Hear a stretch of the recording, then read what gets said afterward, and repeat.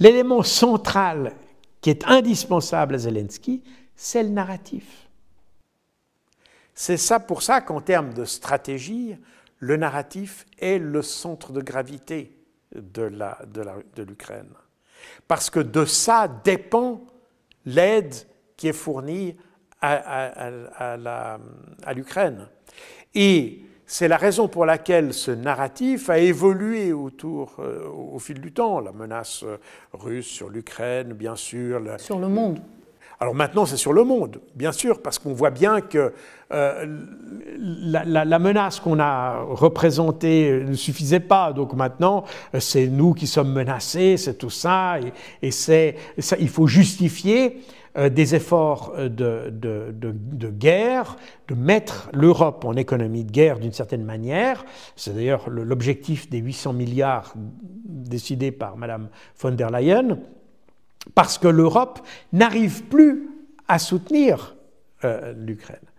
Et les Européens ici se sont piégés eux-mêmes d'une certaine manière, parce que, je vous rappelle, et c'est pour ça que tous ces événements sont liés comme dans un réseau, en avril 2022, à Istanbul, Russes et Ukrainiens, dans une négociation, cette fois-ci, dans une négociation, étaient arrivés à un accord que la partie ukrainienne avait signé, qui prévoyait le départ des troupes russes de l'Ukraine, avec des accommodements qu'il fallait trouver sur la Crimée et les deux républiques du Donbass. Mais les troupes russes se retiraient d'Ukraine. Et les Russes étaient favorables à cette idée.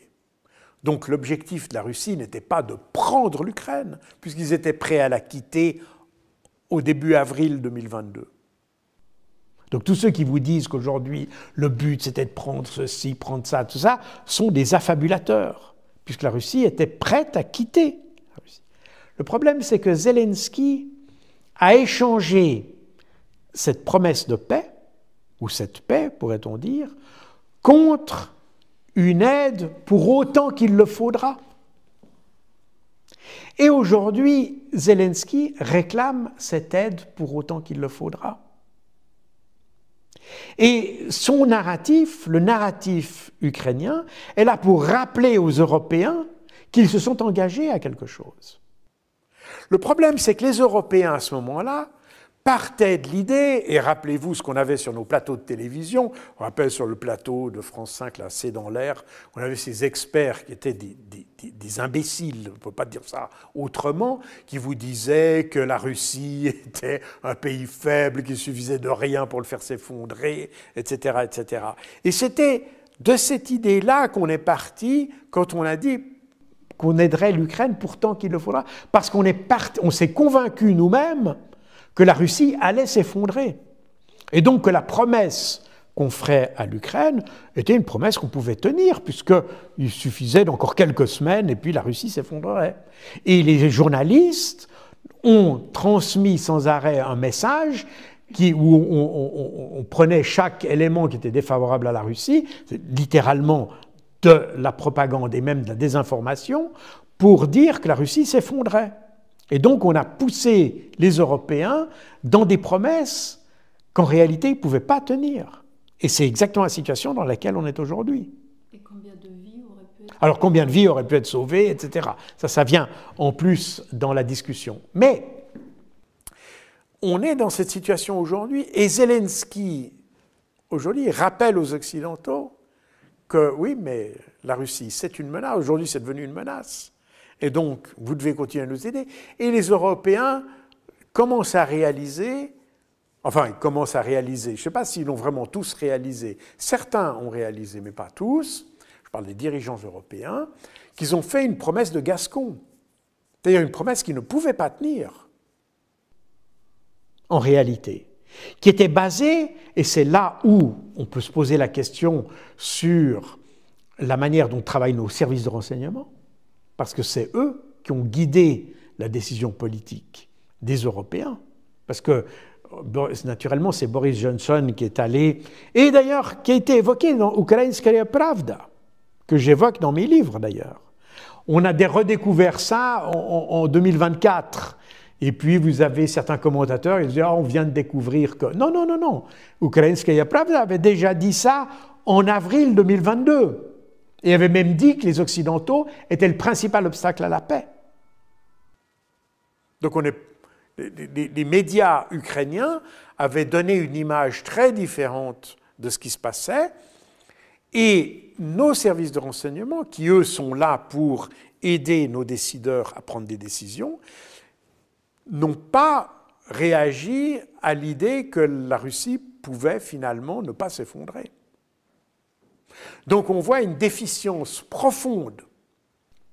D'abord, évidemment, de tout ce qui est la gestion de l'information en Europe, mais une déficience au niveau des services de renseignement qui n'avaient pas du tout la bonne image, ou n'ont pas voulu exprimer la bonne image de la Russie pour des raisons probablement idéologiques, et des décideurs politiques qui n'ont pas remis en question ce qui était dans la presse. Donc on voit que l'ensemble du mécanisme de décision européen est un mécanisme extrêmement, comment dire, précaire, faible, pour ne pas dire primitif quelque part, qui nous ramène à des situations, quand aujourd'hui on regarde des mauvaises décisions qui ont été prises en 1914, pendant la Deuxième Guerre mondiale, ou même plus tôt, on a l'impression que ces gens étaient des arriérés.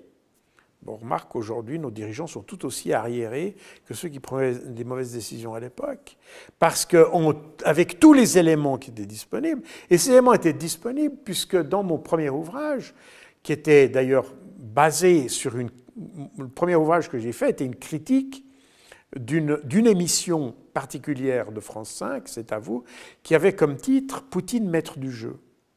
Moi, j'ai simplement rajouté un point d'interrogation pour critiquer ce qui avait été dit dans cette émission, où on voyait que les experts qui étaient là racontaient littéralement n'importe quoi, qui ne correspondait même pas à la réalité. Donc c'était des menteurs, ces commentateurs-là. Si vous lisez mon livre « Poutine, maître du jeu », vous avez tous les noms de ces gens, et vous verrez que c'était des gens qui clairement manquent d'intégrité, parce qu'on pouvait déjà à ce moment-là constater que notre image de la Russie était totalement falsifiée. Alors évidemment, après, on vous dit que vous êtes poutiniste, etc. Puis aujourd'hui, on s'aperçoit que si on avait eu l'image correcte, probablement qu'on aurait traité l'ensemble du problème différemment. Mais aujourd'hui, c'est trop tard.